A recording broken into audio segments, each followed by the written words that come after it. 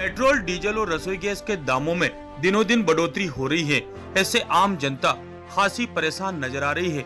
विशेषकर गृहिणियों को इसमें खासी दिक्कत हो रही है। पेट्रोल डीजल के दाम बढ़ने से जहां रोजमर्रा की जरूरत के सामान के दाम बढ़ रहे हैं, वहीं गैस सिलेंडरों के बढ़ते दाम से महिलाओं को अपना घर चलाने में काफी परेशानी हो रही है। हाल ही में सरकार द्वारा पेट्रोल, डीजल एवं रसोई गैस के दामों में वृद्धि की गई, जिसको लेकर महिलाओं का कहना है कि लगातार बढ़ती कीमतों से उनके घर का बजट गड़बड़ा गया है। नवबारा समाचार मसूरी से मनीष गंगोली। के दाम आसमान छू रहे हैं, रसोई गैस के दाम भी आसमान छू रहे हैं, जिससे महिलाओं को बहुत ही दिक्कत परेशानी हो रही है। उनका जो बजट है वो पूरा गड़बड़ा गया है। क्या कहना चाहेंगे आप इसमें? जब पिछला चुनाव हुआ था तो मोदी जी की कहावत थी, अमित शाह जी की, मोदी जी की कहावत थी, अब की बार 300 पार।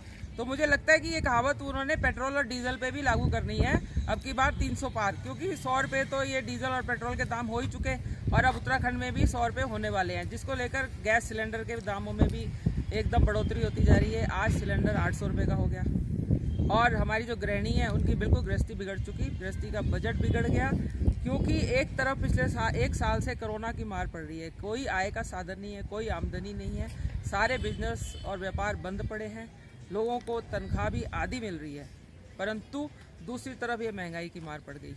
क्या कारण है कि जो है इसमें जो विपक्षी पार्टियां हैं उन्होंने इसको मुद्दा नहीं बनाया है? नहीं, विपक्षी पार्टियों ने तो मुद्दा बना रखा है, जगह जगह पर भाजपा सरकार के पुतले फूके जा रहे हैं, परंतु इनके कानों पे कोई जू ही नहीं रेंग रही। ये एकदम दाम बढ़ाते चले जा रहे हैं। सिलेंडर आप देखिए 800 रुपए का सिलेंडर हो गया और सब्जियों के दाम देख लीजिए, प्याज के दाम देख लीजिए, टमाटर के, दालों के, हर चीज में बढ़ोतरी हो गई। पर्यटन नगरी में भी महंगाई की खासी मार है। यहाँ देश विदेश से पर्यटक आते हैं, उनको जो यहाँ बहुत महंगे खान पान की बहुत महंगी व्यवस्था होती है। क्या आप मसूरी में भी इसको लेकर आंदोलन करेगी या आगे की क्या रणनीति है आपकी इसको लेकर? देखिए, जब पेट्रोल डीजल महंगा होगा तो पूरी अर्थव्यवस्था ही बिगड़ेगी, क्योंकि जब आप डीजल जहाँ से कोई राशन पानी चलेगा, जब वही महंगा होगा, उसका किराया ही महंगा होगा। और मसूरी एक पर्यटन नगरी है, मसूरी सारा सामान नीचे से आता है, देहरादून से आता है, तो जब उसके किराए में बढ़ोतरी होगी तो निश्चित है कि यहाँ की जो महंगाई होगी उस पर भी असर होगा, यहाँ का बजट भी बिगड़ेगा, तो लोगों को महंगा खाना, महंगा कमरा और जो पर्यटक हैं उनको हर चीज़ महंगी मिलेगी। शहर में भी आप इसको लेकर आंदोलन करेंगे? बिल्कुल, हम इस सरकार के खिलाफ आंदोलन करेंगे और प्रत्येक जो हमारे जिले हैं हर जगह पर आंदोलन हो रहा है और मसूरी में भी आंदोलन होगा, क्योंकि ये महंगाई कहीं रुक ही नहीं रही, एकदम बढ़ती जा रही है। एक तरफ किसानों की मार, किसान बिठा दिए, दूसरी तरफ ये महंगाई कर दी। मुझे समझ में नहीं आ रहा है भाजपा सरकार इस देश को खत्म करके ही जाएगी, क्योंकि इन्होंने एक नारा दिया था कि गरीबी हटाओ। ये गरीबी को नहीं हटा रहे, ये गरीबों को हटा रहे हैं। इस देश को बिल्कुल ये खत्म करके ही दम लेंगे। और कोरोना में हमें आधी तनख्वाहें मिली हैं, तो हम तो इस बजट से बहुत ही परेशान हो चुके हैं कि ये हमारे लिए बहुत ज़्यादा वैसी बात हो गई है कि हम अपनी रसोई कैसे चलाएं, अपने घर गृहस्थी को कैसे चलाएं। दिन पर दिन महंगाई बढ़ती जा रही है, सिलेंडर के पैसे भी बढ़ा दिए, सब्जियों के दाम भी बहुत बढ़ रहे हैं।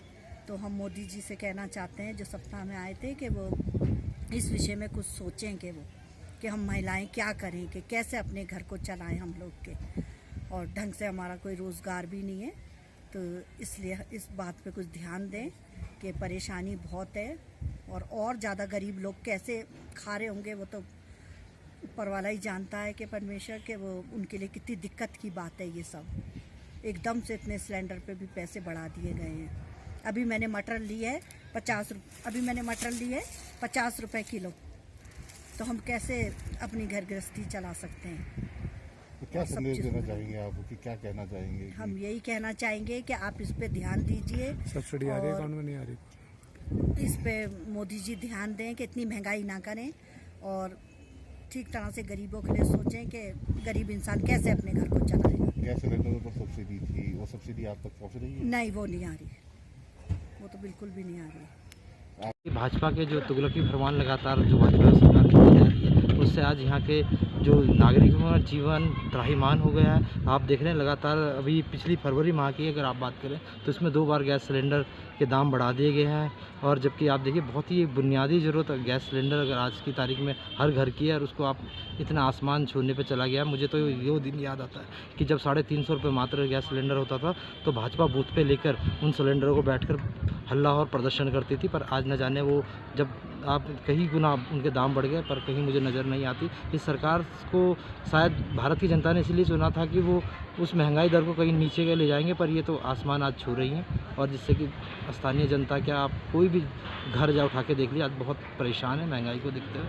और भाजपा सरकार को उसके बारे में निश्चित ही तौर पर कुछ ना कुछ सोचना चाहिए और उचित कदम उठाना चाहिए।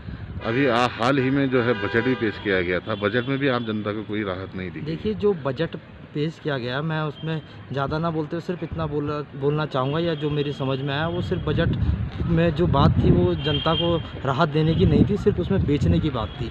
उसमें देखिए आप किस का नाम क्या है? मधु।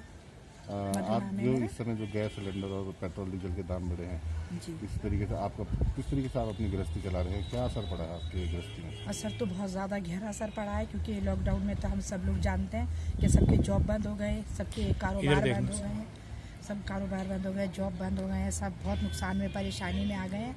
और उसके बाद भी ये सब होने के बाद भी वो सिलेंडर महंगे हो गए हैं।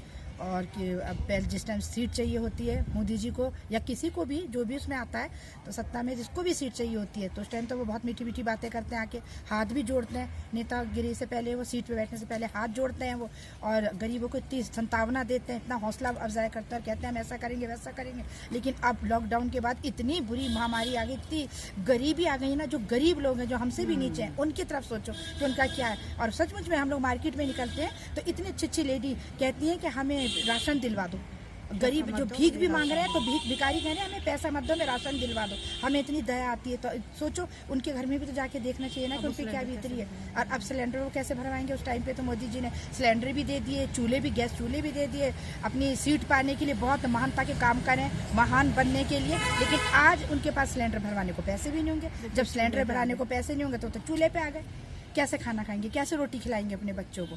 तो अब ये बात सोचनी है ना उन्होंने देखा कि अब सीट तो मिल चुकी है, काफ़ी टाइम हो चुका है, तो अब वो हर बात को वो नीचे करते जा रहे हैं, ध्यान नहीं दे रहे हैं। अब ध्यान नहीं दे रहे हैं, वो वाकई में ध्यान नहीं दे रहे हैं। बहुतों के तो सवालों का जवाब भी नहीं दे पा रहे हैं वो, और बहुतों से मिलना भी नहीं चाह रहे हैं वो। लेकिन उस टाइम उन्होंने अपनी जगह बनानी थी सीट के लिए, तो उन्होंने ये सब करा। आज कहाँ चले गए हमारे मोदी जी? आज कौन ध्यान देगा गरीबों का? जो गरीब हैं उन पर कौन ध्यान देगा? उनके चूल्हे जल रहे हैं कि नहीं जल रहे हैं? उनके पास रोटी रोजी है कि नहीं है? राशन के लिए पैसे हैं कि नहीं? इस लॉकडाउन में इतनी लाचारी, इतनी गरीबी आ गई, इस बात पे ध्यान नहीं दे रहे वो। उससे पहले तो किसी को भी, किसी गरीब को भी ये नहीं था विश्वास कि हमें सिलेंडर चूल्हे आ जाएंगे हमारे पास, गैस आ जाएगा हमारे पास। जो बिल्कुल गाँव वाले थे उन तक के घर में सिलेंडर भिजवा दिए, चूल्हे रखवा दिए वहाँ। कितना लोगों ने उनका साथ दिया और उन पर विश्वास किया। आज कहाँ गया वो विश्वास? आज तो किसी का ध्यान भी नहीं दे रहे वो, जाके देख भी नहीं रहे कि कोई रोटी खा रहा है कि नहीं, किसी के बच्चे खाना पेट भर के खा रहे हैं कि नहीं खा रहे हैं, क्योंकि उनके पास तो सब कुछ है।